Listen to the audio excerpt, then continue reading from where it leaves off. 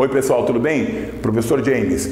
Dessa vez o assunto é cidadania e democracia. Iremos discutir de que maneira o Enem cobrará de você conceitos de cidadania e democracia, conceitos de Estado e democracia. Como se forma o Estado? Isso que nós teremos que estudar, a formação do Estado e a evolução democrática. O Enem pede sempre isso, a pauta do Enem é a democracia acima de tudo, o não à ditadura. Não se esqueça, democracia e não à ditadura. É isso. Boa aula! Olá, tudo bem? Professor James com você mais uma vez, e mais uma vez vamos discutir geopolítica. Dessa vez vamos discutir a competência de número 5, cidadania e democracia. Vamos falar um pouco aqui a respeito da evolução do conceito de cidadania, falarmos um pouquinho da chamada democracia direta, da democracia representativa, que hoje estão bastante sendo discutidas aí.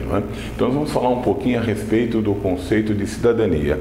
Para falarmos sobre cidadania, é necessário que eu tente mostrar para vocês o significado de alguns termos, para que nós não façamos confusão quando tentamos falar de Estado, quando tentamos falar de governo e quando tentamos falar de nação, tá ok? Eu fiz para você mais ou menos aqui um esqueminha a respeito desses conceitos. Então aqui eu coloco Estado, Estado com E maiúsculo. O que significa o termo Estado? Estado tá aqui, ó, é um instrumento de controle social. É muito comum confundirmos Estado com governo. É completamente diferente. Vamos pegar como exemplo o nosso país, o Brasil. Quando eu falo em Estado brasileiro, estou falando em quê? Na formação, na organização política do Brasil, que vem desde o processo de emancipação política. Desde o seu início em 1822, ao reconhecimento da independência do Brasil, da emancipação do Brasil por Portugal em 1826, aí nós temos o início do Estado brasileiro. Nossa primeira Constituição data de 1824. Então nós podemos falar em Estado brasileiro, um Estado independente, um Estado com leis próprias, um Estado com autonomia política e econômica a partir de 1824. Data da independência, data da nossa primeira Constituição. O ato inicia-se em 7 de setembro de 1822, mas esse é um ato simbólico. Em 1823, os Estados Unidos reconhecem a independência do Brasil. Em 1825, Portugal reconhece a independência também. Em 1826, a Inglaterra, na época a principal potência econômica, reconhecerá a independência do Brasil. Para isso, a Inglaterra fará algumas exigências. Por exemplo, a manutenção dos acordos assinados entre Inglaterra e Brasil em 1810 e que o Brasil acabe com a escravidão. Mas isso é um assunto que talvez o meu colega de história discuta melhor com você, tá? Mas, então, Estado é a organização política de um país. O Estado brasileiro data, então, do início do século XIX. Então, nós não podemos confundir Estado com governo. O Estado é perene. Estado perene, é algo constante. Já o governo não, o governo é transitório, preferencialmente transitório. A regra democrática diz isso, que o governo tem que ser transitório, isto é, tem que haver uma alternância de governo que é salutar para toda a sociedade.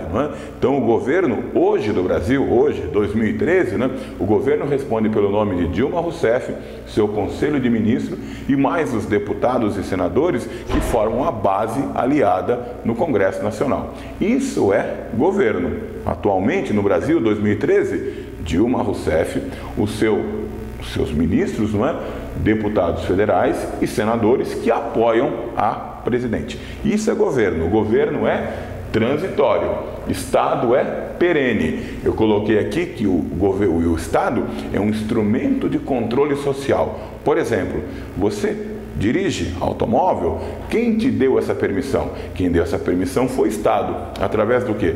De uma carteira nacional de habilitação. Você teve um filho, nasceu seu filho, o que você faz? Você tem que comunicar isso ao Estado. De que maneira? Através através de uma certidão de nascimento. Você perdeu um ente querido, faleceu um ente querido seu, você tem que comunicar ao Estado, através de uma certidão de morte, uma certidão de óbito. Você vai dizer ao Estado quanto você ganha, isso através de uma declaração de imposto de renda. Então, o Estado tenta, de alguma maneira, controlar toda a sociedade. No Brasil, esse controle, há uma separação entre Estado e o que até então representava um poder, que é a Igreja, em 1891, com a Constituição, segunda Constituição do Brasil, de 1891, onde há separação entre o Estado e a religião. Então, dá uma olhadinha aqui, ó. Você tem o Estado e o governo. Estado perene, constante. Governo transitório. O Estado é um instrumento de controle social que vai exercer soberania. Soberania é poder. O Estado exerce poder sobre os indivíduos que o compõem. Então, o Estado, ele exerce essa soberania, e essa soberania se materializa através de uma Constituição. Quando eu falo Constituição, eu falo em quê? No conjunto máximo de leis que regem esse Estado. Então, o Estado possui uma Constituição. Um Estado democrático possui uma Constituição. Nós temos, por exemplo, em alguns países islâmicos, não é? Países que têm nas suas leis os princípios do, por exemplo, Alcorão. Então, o Alcorão é seguido ipsis literi para todos. Então, todos seguem o Alcorão. Então, não há uma Constituição laica. O que é laico? Que não está ligado à religião. Em alguns países fundamentalistas, citei como exemplo os países do Oriente Médio, as leis a serem seguidas são as leis do Alcorão. Então, eles são uma teocracia. Teo, Deus, cracia, poder. Mas o Brasil não. O Brasil é um país laico desde 1891. Não há uma religião oficial no Brasil. Havia uma religião? Sim, havia. Na Constituição de 1824, a religião oficial do Brasil é a religião católica, apostólica e romana. A partir de 1891, não mais. O Brasil torna-se um país laico. Falando em Constituição, existem dois tipos de constituições que podem ser adotadas por um país. Então você tem aqui, ó, a Constituição outorgada e a Constituição promulgada. Qual a diferença entre Constituição outorgada e Constituição promulgada? A Constituição outorgada é aquela que é imposta. Ela é uma Constituição autoritária. A Constituição promulgada, ela é democrática, votada, escolhida por uma maioria. Então, Constituição outorgada, imposta. Constituição promulgada, democrática. O Brasil já teve, não é, algumas constituições, tanto outorgadas como promulgadas. Vamos ver? A primeira Constituição do Brasil, bom, o primeiro projeto constitucional do Brasil data de 1823. Logo após o início, né, da proposta de emancipação política, em 7 de setembro de 1822, não é? Surge uma Assembleia Constituinte. Então, é eleita uma Assembleia Constituinte. Essa Assembleia Constituinte vai se encarregar de organizar as futuras leis da futura nação Brasil. Não é? Só que esse primeiro projeto constituinte de 1823 acaba sendo barrado pelo autoritarismo do então Dom Pedro, ainda não Dom Pedro I. Né? Dom Pedro percebeu que a Assembleia Constituinte tinha vários problemas, tinha várias discordâncias, não é? Mas o principal ponto de união dessa Assembleia Constituinte era o quê? Todos tentavam limitar o poder do imperador. Então, Dom Pedro o que faz? Num ato intempestivo, ele manda fechar a Assembleia Constituinte. Esse episódio foi conhecido como Noite da Agonia. E a primeira Constituição do Brasil recebeu um apelido. Um apelido em função do quê? Dos membros que compunham essa Assembleia Constituinte serem todos membros de uma elite rural. Então, o primeiro projeto constitucional que não se originou numa Constituição foi conhecido como a Constituição da Mandioca, devido ao fato de que os representantes que tentavam elaborar um conjunto de leis para o Brasil, eles eram membros da elite rural, daí o nome Constituição da Mandioca. Dom Pedro I manda fechar essa Assembleia Constituinte, Noite da Agonia, e impõe aos futuros elaboradores da nova carta que possam elaborar uma Constituição, disse Dom Pedro, digna do Brasil e de mim. Daí vem o caráter da nossa primeira Constituição. A primeira Constituição do Brasil é a Constituição de 1824, que é uma Constituição outorgada, imposta por Dom Pedro I, coroado imperador do Brasil. A primeira Constituição do Brasil tem as seguintes características, não é? O Brasil torna-se uma monarquia constitucional hereditária. O Brasil vai ser o único país da América a ser uma uma monarquia constitucional e hereditária. Dom Pedro I também estabelece a função dos 4 poderes. Como assim? Bom, Montesquieu, lá no século XVIII, dizia que o ideal seriam 3 poderes, e não o poder absolutismo, não é? O poder absolutista. O poder executivo, que no Brasil era exercido por quem? Por Dom Pedro I e mais um Conselho de Estado. O poder legislativo. O Brasil tem um Congresso bicameral. Como assim bicameral? 2 câmaras. A Câmara dos Deputados e a Câmara dos Senadores. A Câmara dos Deputados, os deputados seriam eleitos através do voto censitário. O que é o voto censitário? Por renda. Então só poderia votar e ser votado quem tivesse uma determinada renda. Tá? Já os senadores, apresentavam-se 3 nomes para que Dom Pedro escolhesse o representante. E o Poder Judiciário, que é o juízes, não é, que compõem, não é, o Tribunal Superior, no caso do Brasil, não é, eram escolhidos por Dom Pedro. Na realidade, a primeira Constituição do Brasil foi uma Constituição extremamente autoritária. A primeira Constituição de 1824, 4 poderes, Brasil era monarquia, voto censitário, o catolicismo é escolhido como religião oficial. Foi a Constituição que mais durou no Brasil. Foi de 1824, passando pelo primeiro reinado, pelo período regencial e chegando até o segundo reinado, indo até 1891, data da nossa segunda Constituição. A segunda Constituição do Brasil, de 1891, após a proclamação da República, esta sim, é a primeira Constituição promulgada. Algumas mudanças. Essencial, o Brasil deixa de ser uma monarquia e torna-se uma república. Há separação, como já disse, entre o Estado e a religião. Aliás, o Brasil deixa de ser um país oficialmente católico. O Brasil passa a ser um país laico.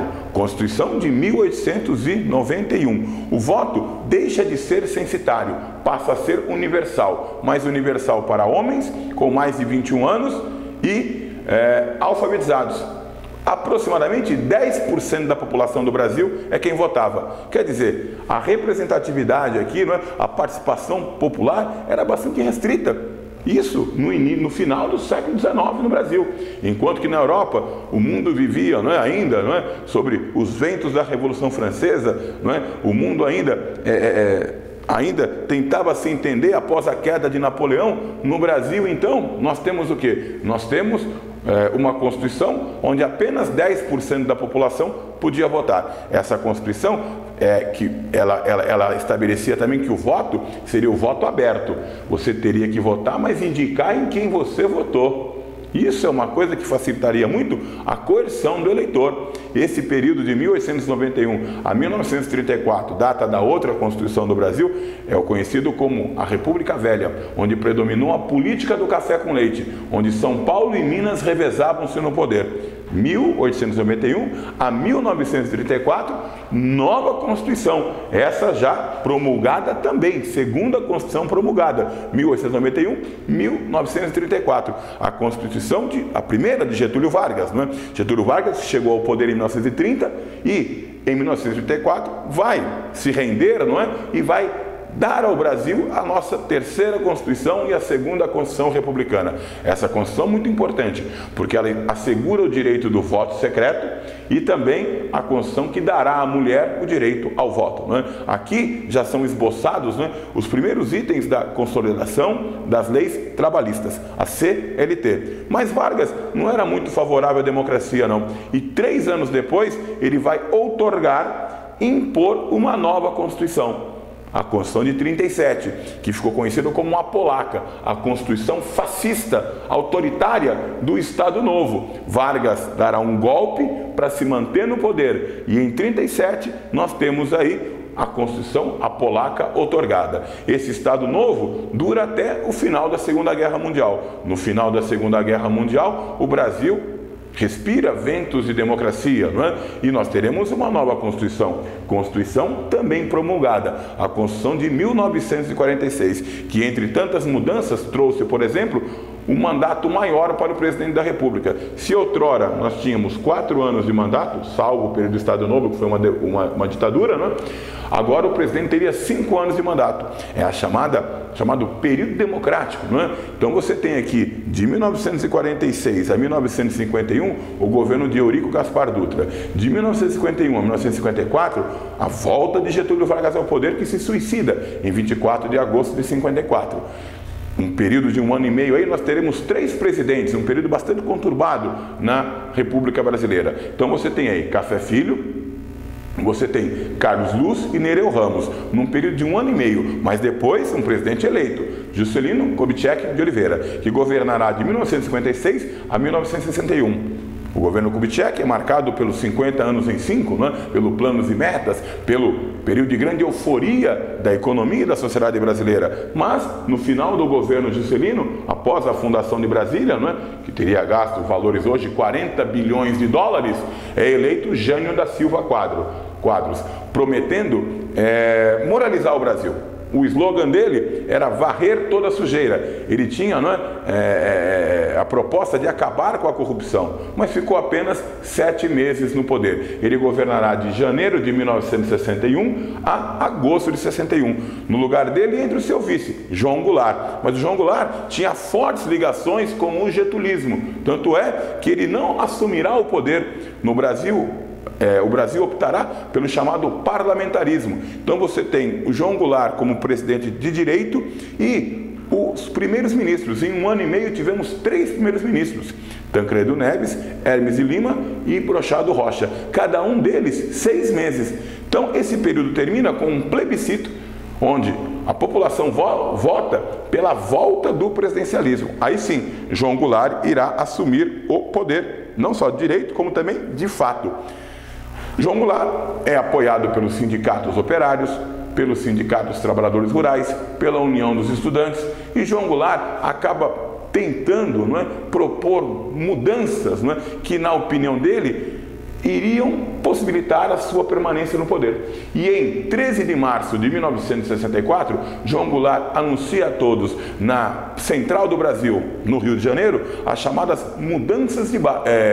reformas de base. Essas reformas de base, entre outros pontos, propunham voto para analfabeto, ensino público e aumento real do salário mínimo e uma reforma agrária. Evidentemente, a sociedade da Guerra Fria à época acreditou que isso eram mudanças que poderiam levar o Brasil ao socialismo. Os setores mais conservadores da sociedade não apoiam, evidentemente, as reformas de base propostas por João Goulart.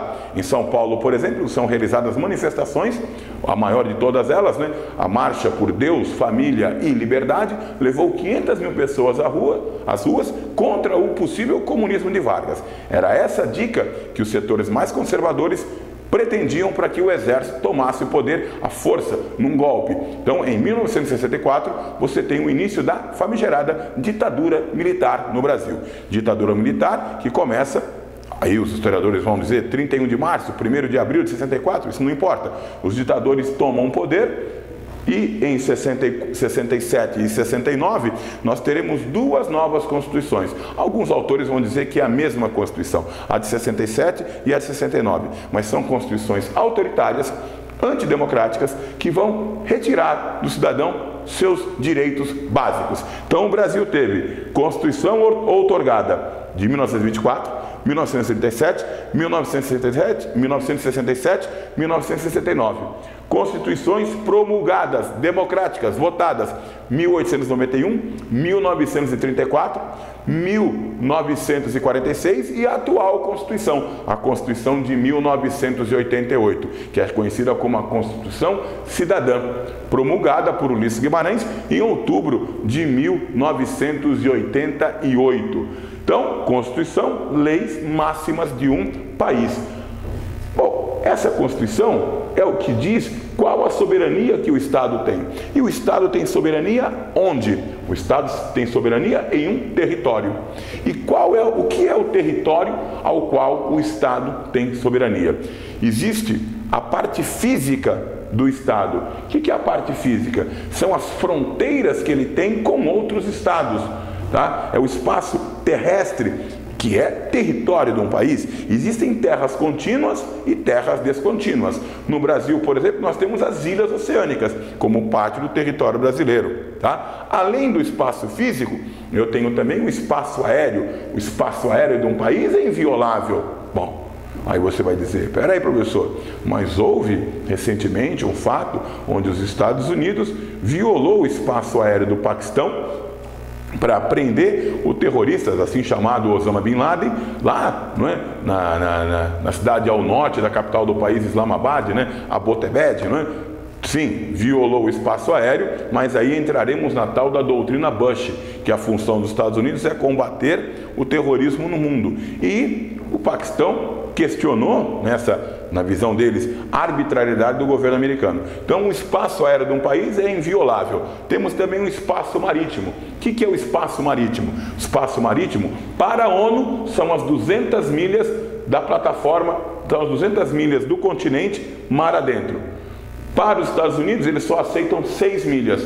Aí entra um problema. Qual é o problema? O Brasil possui uma reserva de petróleo conhecida como pré-sal. E esse pré-sal está onde? Na região além do talude, não é? Que o pré-sal está além da camada de sal. Talude é aquela área que vai de 200 a 3 mil metros de profundidade. O pré-sal está entre 5 a 7 mil metros de profundidade. Então, na visão de alguns analistas internacionais, essa visão dos Estados Unidos em não reconhecer as 200 milhas marítimas pode um dia trazer problemas se o Brasil de fato não passar a explorar as suas jazidas do pré-sal. Mas para explorar o pré-sal, você sabe, né? São necessários investimentos vultosos, na ordem de 600 a 650 bilhões de dólares. Então o Brasil busca parceria, mas essa parceria tem que respeitar o quê? Os princípios do Estado, com base numa Constituição, onde diz que a soberania nacional tem que estar acima de tudo. Isso torna-se um problema. Além do limite marítimo, aéreo e físico, tem também a soberania sobre o subsolo. Se você, por exemplo, encontrar petróleo no quintal da sua casa, esse petróleo não é seu. Esse petróleo é de quem? Do Estado brasileiro. Esse petróleo é do Estado brasileiro, o Estado brasileiro vai explorar e vai pagar para você direitos por explorar o petróleo. Como é que chama isso? Royalties. Famosos royalties, né? Os royalties é isso, são direitos pagos para explorar petróleo numa determinada área pelo Estado brasileiro. O petróleo é dele. Ele vai explorar numa área que supostamente é de outro, então ele paga direitos, paga impostos, paga para explorar esse petróleo. Os royalties, não é? Muito bem. Aí eu tenho aqui, ó, outra parte do território também, que são as embaixadas. Embaixadas e consulados. Então você tem, por exemplo, o Brasil mantém relações diplomáticas com todos os países do mundo praticamente, se eu não estou enganado, não é? E uma das formas de se manter relações diplomáticas é você instalar uma embaixada nesse país.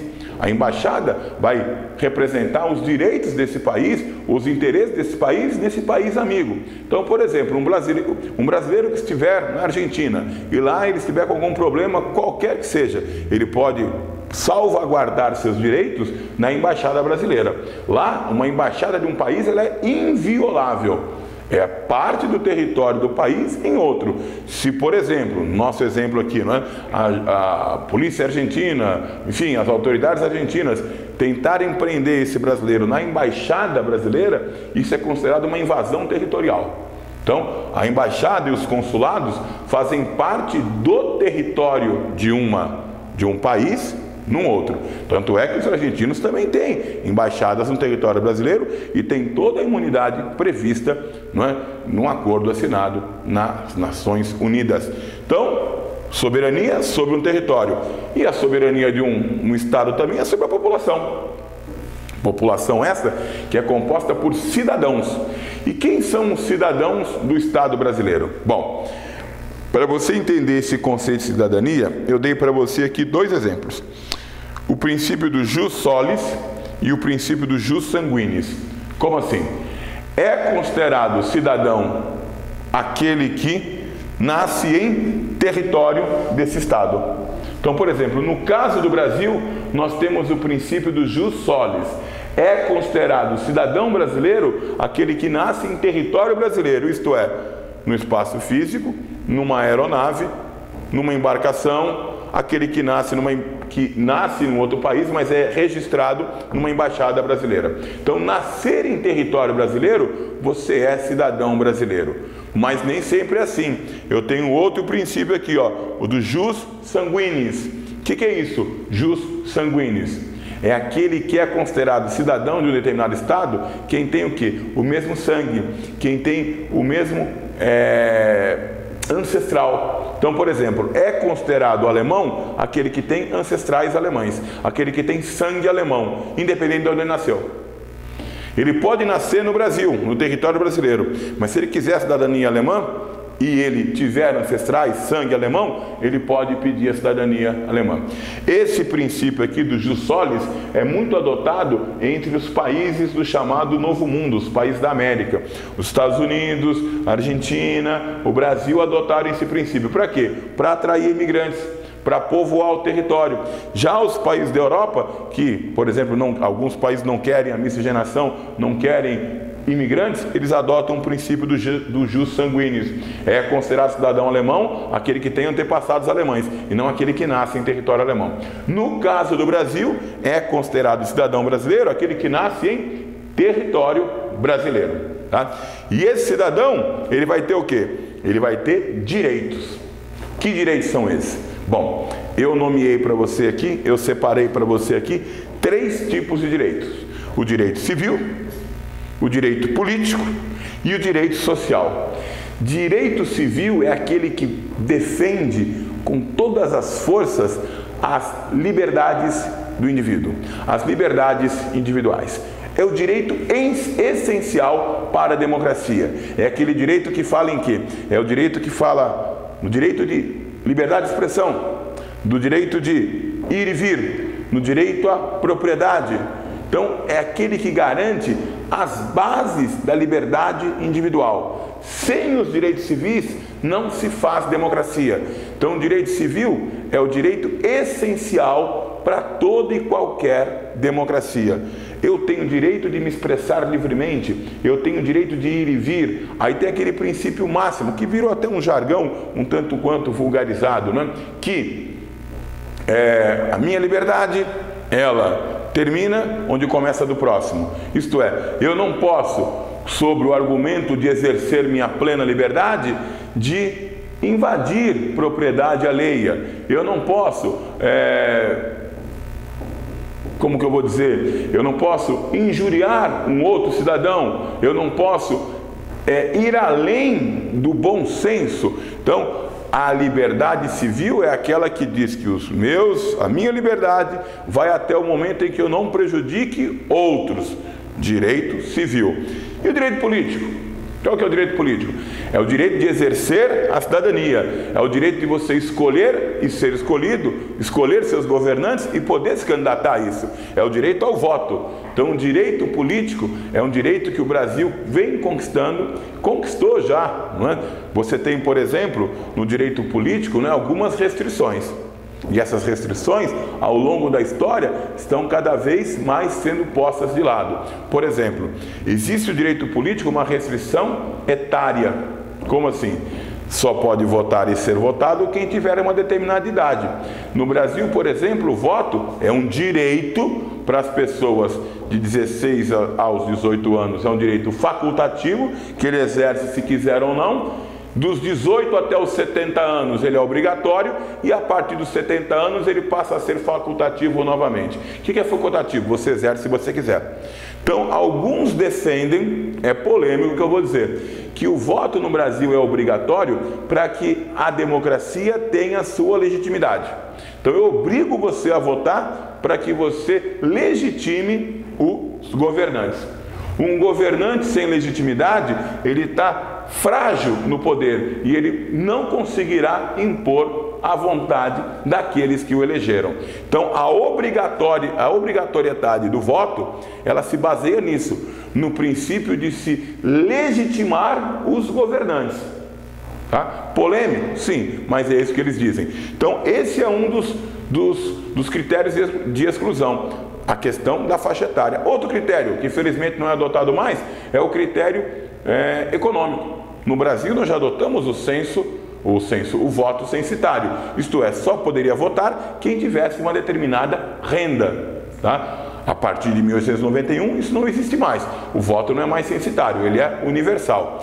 Outro critério também de exclusão do voto era com relação ao gênero. Como assim? Até 1934, mulheres não votavam. Hoje, infelizmente, homens e mulheres, na teoria, têm os mesmos direitos. Por que na teoria? Porque na prática o Brasil ainda é uma sociedade machista. E como tal, a mulher ainda busca espaço para ter os seus direitos reconhecidos. Ainda tem que, todos os dias, se mostrar competente, se mostrar acima do machismo para ter a sua respeitabilidade. E outro limite também, além do limite etário, além do limite de gênero, além do limite econômico, é o limite educacional. O voto no Brasil para analfabetos, ele é facultativo, mas já foi proibido. Então é um grande avanço, não é? Hoje, as pessoas que têm a condição de analfabetas, isso é, não conseguem redigir um bilhete simples, nem tampouco assinar o próprio nome, segundo o IBGE, elas têm o direito de votar. Isso é muito bom, mas já não tivemos isso, não é? Então, com relação ao direito político, em alguns momentos da história, não foram todos aqueles que puderam exercer. Você veja, por exemplo, lá na democracia ateniense, né? O cidadão, quem era o cidadão ateniense? Né? O cidadão ateniense era aquele sujeito que era homem, mulheres estão fora, adultos, jovens estão fora, atenienses, estrangeiros estão fora, e livres, escravos estão fora. Quer dizer, era uma pequena parte da população que exercia o direito de voto. Daí eles conseguirem fazer a democracia direta. Você imagina, por exemplo, o que é uma democracia direta? É quando todos se reúnem, na Grécia Antiga essa reunião era na Ágora, e decidiam ali, na hora, sim, não, o que poderiam fazer. Você acha hoje que num país como o Brasil nós conseguiríamos ter uma democracia direta? Será que, por exemplo, na cidade de São Paulo, com 11 milhões de habitantes, 11,5 milhões de habitantes, dá para ser feita uma democracia direta? Vamos subdividir, mas mesmo assim, será que é possível, né? Daí a democracia representativa. O que é democracia representativa? É quando você escolhe representantes, não é?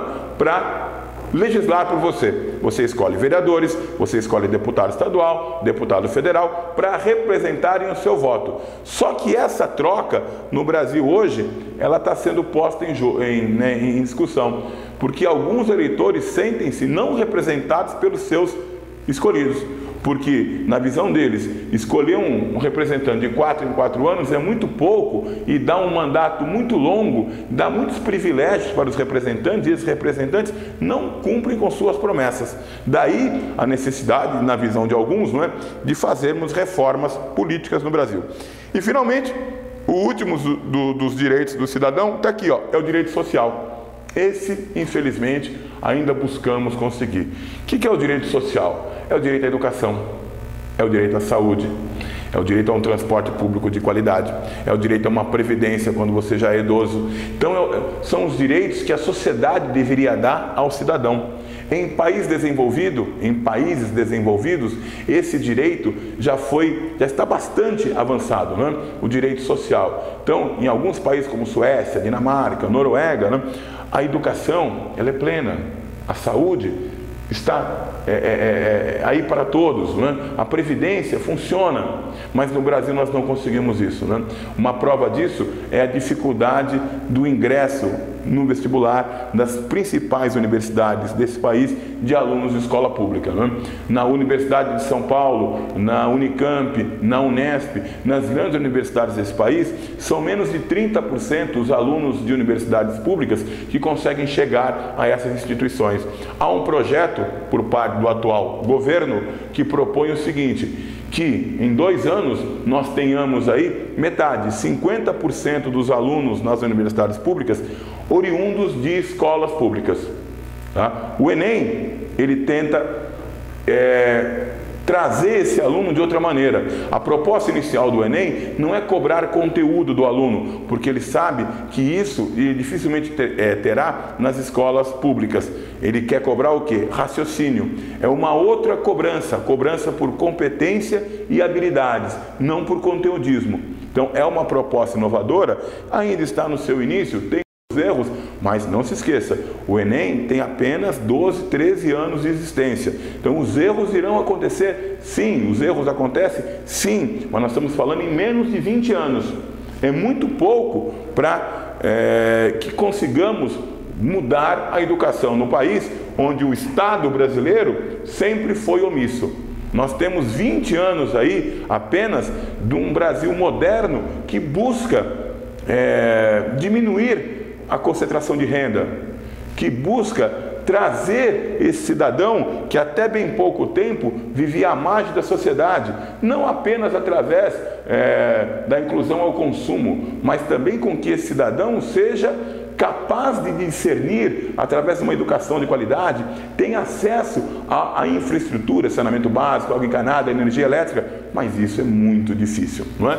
Aí, por fim, chegamos ao último dos conceitos, o conceito de nação. Como é que nós podemos exemplificar nação? Eu coloquei aqui, ó, grupo de indivíduos, grupo de pessoas que possuem em comum o quê? A mesma língua, a mesma religião, tradições, mesma cultura, história e, por que não, etnia. Então é um grupo de pessoas homogêneas. Quando eu falo para você 7 de setembro, isso te diz algo. Por quê? Tem a ver com a nossa história, tem a ver com a nossa cultura, tem a ver com a nossa tradição. Se eu estou me comunicando com você e você está entendendo, é porque falamos a mesma língua. Então, isso é uma nação, é um grupo de pessoas que têm em comum esses pontos aqui, ó. Língua, religião, tradição, cultura, história e talvez etnia. Dentro desse contexto, olha só que interessante, o Brasil é um país. Por que é um país? Porque o Brasil tem um Estado onde um governo exerce soberania em um território habitado por uma população com base numa Constituição ao qual formamos uma nação. Então o Brasil é um país porque há um Estado onde um governo exerce soberania em um território habitado por uma população com base em uma Constituição que forma uma nação. E os ciganos e os curdos? Os curdos não são um país. Os ciganos não formam um país, porque não há um Estado organizado, não há um governo que possa exercer soberania, eles não possuem um território e não possuem uma Constituição, mas a sua população forma uma nação. Curdos, palestinos são uma nação, porque têm a mesma língua, a mesma religião, tradições, cultura, história e talvez etnia. Nação é uma coisa, país, Estado são outra. Tá ok? Então é isso. Em breve voltaremos com mais assuntos referente à cidadania e democracia. Bom, pessoal, espero que você tenha entendido, não é, como o Enem entende a questão do Estado e da democracia. O Estado, um instrumento de controle social, e a democracia, a essência de uma vida em liberdade. Não admite-se, em hipótese alguma, a ditadura, em nenhum contexto. O Enem prima por isso, por não admitir a ditadura e lutar pela liberdade, liberdade de expressão, liberdade de ir e vir, enfim. E isso o Estado tem uma participação importante, a preservação dos princípios democráticos. Espero que você tenha entendido e até uma próxima.